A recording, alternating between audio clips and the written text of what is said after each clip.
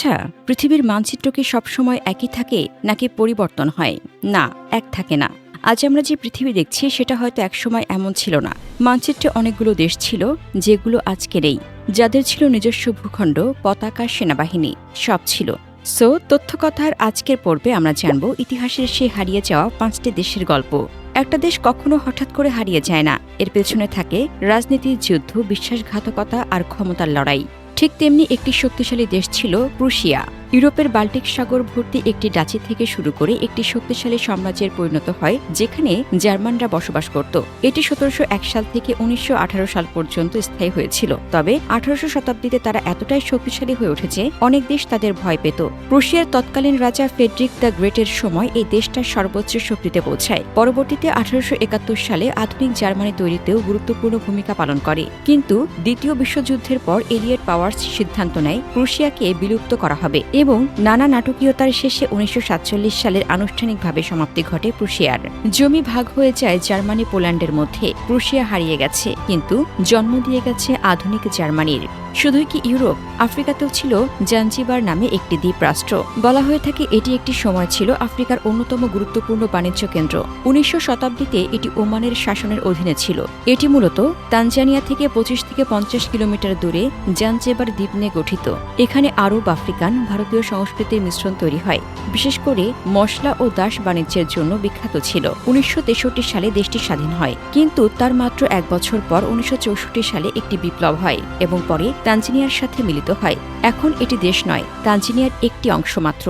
আচ্ছা, একটু ভাবুন, আপনি ফিফা ওয়ার্ল্ড কাপের বিখ্যাত ম্যাচ, অংশগ্রহণকারী দল, এগুলো সম্পর্কে বিস্তারিত জানছেন অথবা গবেষণা করছেন। তাহলে আপনার সামনে অবশ্যই পড়বে যুগোস্লাভিয়া। হ্যাঁ, 1918 সালের 1 ডিসেম্বর ইউরোপে সার্বিয়া রাজ্য, মন্টিনিগ্রো রাজ্য, হোলি রোমান সাম্রাজ্যের ট্রৎসোভালিয়া অংশ মিলে স্লাভরা নতুন করে এ রাজ্য গঠন করে।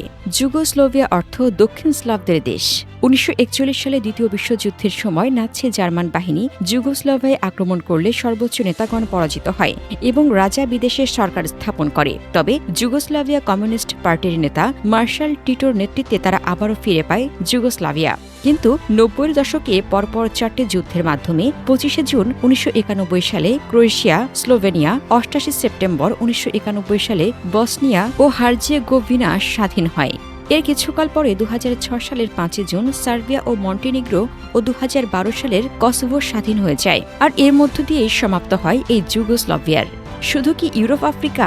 না, এই তালিকায় এশিয়াও রয়েছে। বিশেষ করে মুসলমান ভাইদের কাছে অন্যতম পরিচিত অটোম্যান সাম্রাজ্য বা ওসমানীয় সাম্রাজ্য। 1300 সালের দিকে উত্তর পশ্চিম আনাতোলিয়ার তুর্কমান নেতা প্রথম ওসমান দ্বারা প্রতিষ্ঠিত হয়। 14 শতাব্দীর মাঝামাঝি সময়ে বলকান অঞ্চলে প্রসারিত হয়। তাদের এই ছোট রাষ্ট্র ধীরে ধীরে একটি আন্তঃমহাদেশীয় রাজ্যে পরিণত হয়। 1853 সালে ফাতিহের দ্বারা কনস্ট্যান্টিনোপল বিজয়ের মাধ্যমে বাইজেন্টাইন সাম্রাজ্যের পতন ঘটায়। 1520 থেকে 1566 সালে সুলতান সুলাইমানের রাজত্ব করে এটি ক্ষমতার শীর্ষে পৌঁছায়। সুলতান সুলাইমানের মৃত্যুর পর ওসমানীয় সাম্রাজ্যের পতন ঘটতে থাকে। তবে শোনা যায় 18 শতকের বেশি সময় ধরে শক্তিশালী ছিল। পরবর্তীতে প্রথম বিশ্বযুদ্ধের পর মিত্রশক্তি এই সাম্রাজ্য দখল করে এবং পরে মোস্তফা কামাল আতাতুর্ক মিত্রশক্তির বিরুদ্ধে যুদ্ধ করে তুরস্ক প্রজাতন্ত্রের উত্থান ঘটায়। 1922 সালে বিলুপ্ত হয় ওসমানীয় সাম্রাজ্য বা অটোমান এম্পায়ার। আজকে তুরস্ক দাঁড়িয়ে আছে সগৌরবে, কিন্তু তাদের জন্ম, রাজনীতি, সবখানে সাম্রাজ্যের প্রভাব এখনো আছে। এতক্ষণ তো শুনলেন যুদ্ধ, ক্ষমতা, লড়াই আর ভাগাভাগির জোর জবরদস্তি। যুদ্ধ ছাড়া শান্তিপূর্ণভাবেও কি কোনো দেশ বা সাম্রাজ্যের উত্থান পতন সম্ভব? হ্যাঁ, সম্ভব। যেমন চেকোস্লোভাকিয়া। 1918 সালে অস্ট্রো হাঙ্গেরি সাম্রাজ্যের কয়েকটি প্রদেশ নিয়ে গঠিত হয় চেকোস্লোভাকিয়া। দুটি বিশ্বযুদ্ধ পাড়ি দিয়েও টিকেছিল সগৌরবে, এমনকি ইউরোপের অন্যতম বাণিজ্য কেন্দ্র হিসেবেও বিবেচিত হয় এই দেশটি।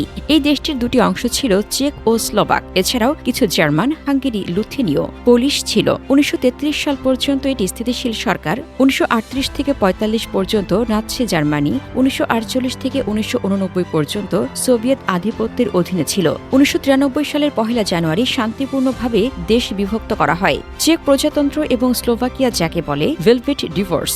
ইতিহাস আমাদের একটা জিনিস শেখায়, কোনো দেশ চিরস্থায়ী নয়। আজ যেটা শক্তিশালী, কাল হয়তো সেটা থাকবে না। মানচিত্র বদলাবে, কিন্তু গল্পগুলো থেকে যাবে যুগ যুগ ধরে। যদি এই দেশগুলোর উত্থান পতন নিয়ে আলাদা ভিডিও চান তবে অবশ্যই কমেন্ট করবেন। আর এমন সব অজানা তথ্য জানতে সাবস্ক্রাইব করে সাথেই থাকুন। ধন্যবাদ।